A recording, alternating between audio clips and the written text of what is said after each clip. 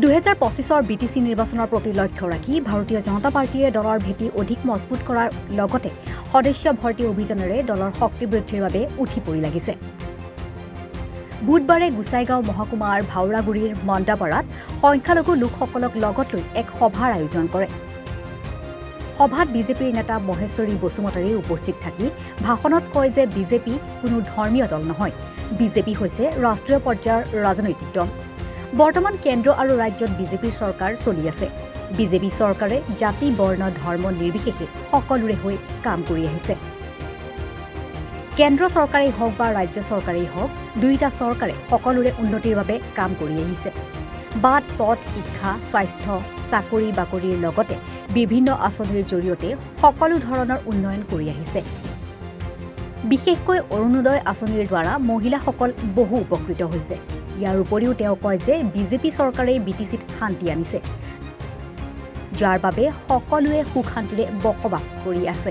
সেয়েহে সকলোকে আগন্তুক 2025 BTC নিৰ্বাচনত পদুম ফুলৰ চিহ্নত ভোট দি বিটিচিত বিজেপিৰ চৰকাৰৰ প্ৰতিষ্ঠা কৰিবলৈ আহ্বান জনায় তেওঁ।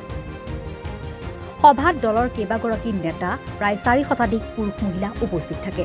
উল্লেখ্য যে কেইদিনমান পূৰ্বে উক্ত গাঁৱৰ প্ৰায় 5 শতাধিক লোকে BPFৰ লগতে অইন দলৰ পৰা বিজেপিত যোগদান কৰাৰ পিছতে আনুষ্ঠানিকভাৱে সভাৰ আয়োজন কৰে।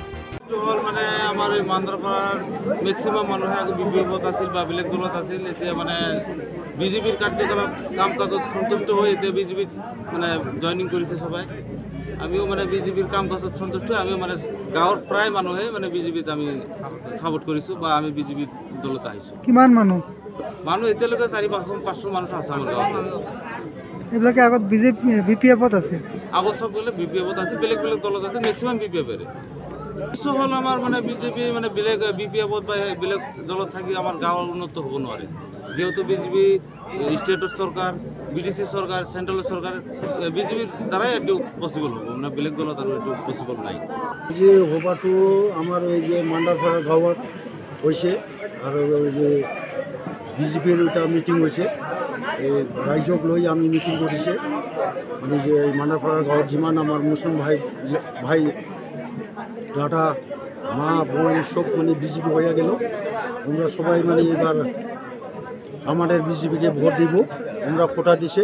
আমিও ওদের হইয়া উন্নতি করব বলে আমি কোটা দিছে, কাম করিয়া যাব। আমি আগন্তুক দিনত যদি কিবা একটা পজিশন পাইয়া যায় উপরে থাকে, তাহলে আমি মান্দারপাড়া গাঁয়ের হয়ে আমি কামটা করিয়া যাব।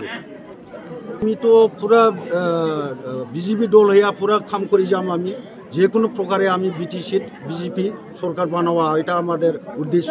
আমরা আরও 100% এবার আমি বিজেপি সরকার বানাবো। Bureau report Republican. মহানগৰীত উৎকৃষ্ট hotel the villa, Adarshapur bylane number 1। Kahilipara Sarvashiksha অভিযানৰ কাৰ্যালয়ৰ কাষতে হোটেল দ্য ভিলাত আছে উৎকৃষ্ট মানৰ সা সুবিধা, য'ত আছে আটকধুনীয়া কোঠা, লগতে পাব লাক্সাৰী সুইট আৰু ডিলাক্স ৰুম। তদুপৰি ৰেষ্টুৰেণ্টত পাব আপোনাৰ মন পচন্দৰ সুস্বাদু খাদ্য আৰু পাব বাৰ আৰু ছুইমিং পুল। দ্য ভিলাত পাব আপুনি নৈসংগিক পৰিৱেশ আৰু সুস্বাদু খাদ্যৰ সম্ভাৰ।